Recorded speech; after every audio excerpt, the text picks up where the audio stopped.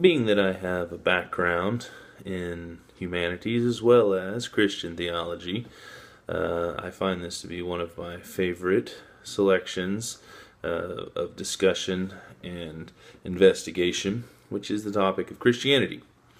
In this module, we are going to look at Christianity as it arose out of a certain context and time period that was influenced by Judaism and Roman thought and civilization and all the Hellenization of Judaism and everything basically that is covered in your chapter is important and valid.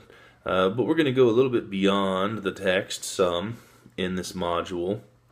We're going to kind of wrestle with some issues that are important to deal with. And as I had said before, 2004 is a pretty good year for films of antiquity. And 2004 was also the year that the Passion of the Christ, rather,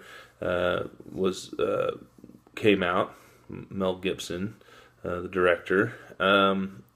It's a really, really good film, and it's filmed to capture the historical setting, and the language is in Aramaic, and there was some, really earnest efforts on Gibson's part to present the film as historical and accurate as it would be from that time period. But another issue that is important that we are not going to shy away from in this course, and that's the issue of anti-Semitism. And we're going to look at it in terms of how it has been handled throughout history, because really the origin and source of anti-Semitism really comes at the death of Christ, where the Jews are accused of deicide, murdering God, and that's an important thing to consider, as that becomes really the catalyst of anti-Semitism that evolves into medieval anti-Semitism, and then issues with the Crusades, as we'll see later. These were Christian crusaders on their way to Jerusalem who slaughtered Jews in their path, and definitely were some Christian sentiments and ideas behind some of the hatred of Jews all the way up into the Holocaust throughout Europe in that time period as well. Does it go against the teachings of Christ, Scripture? Yeah, I think so. I don't think there's any real condoning of anti-Semitism at all in the New Testament.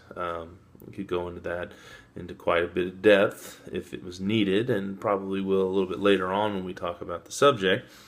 One of the claims is that the Apostle Paul was very anti-Jewish, but his audience were, at the time, Gentiles who were being persuaded to be Jewish law keepers.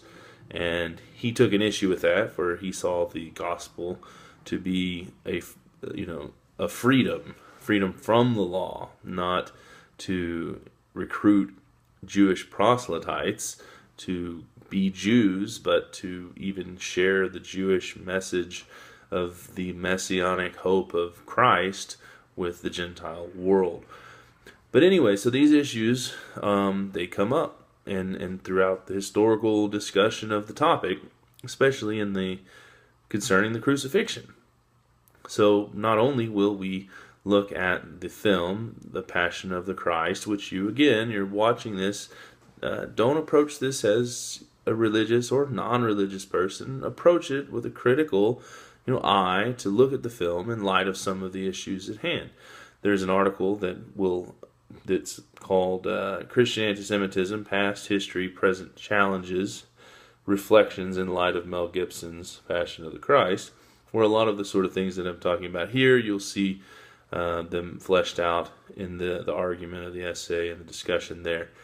But on a lighter note, we're also going to look at the primary source of Christian thought, which is the New Testament. And we're going to look at a selection from Luke's Gospel, which is what is really called the Sermon on the Plain. Many people know of the Sermon on the Mount, which is in the book of Matthew, but this is Luke's version of the same event, or it's an account of Jesus giving a similar sermon in a different atmosphere that wasn't on the Mount. But either way, it is a good piece of text. It's only covers about 30 chapters, so but it's good. And so look at it, read it closely with a close eye. There'll be some opportunity to grapple with these ideas and in discussions, and so just pay attention to what's in the learning module, and cycle through the pages, complete the tasks and the assignments as they're listed there. But these will be the core ideas and concepts that we're working with beyond just what's in the chapter. And keep in mind, opportunities here for topics to write on. Just make sure that anything you write on is in the approved list found in your guidelines. After this, we talk about Islam. So,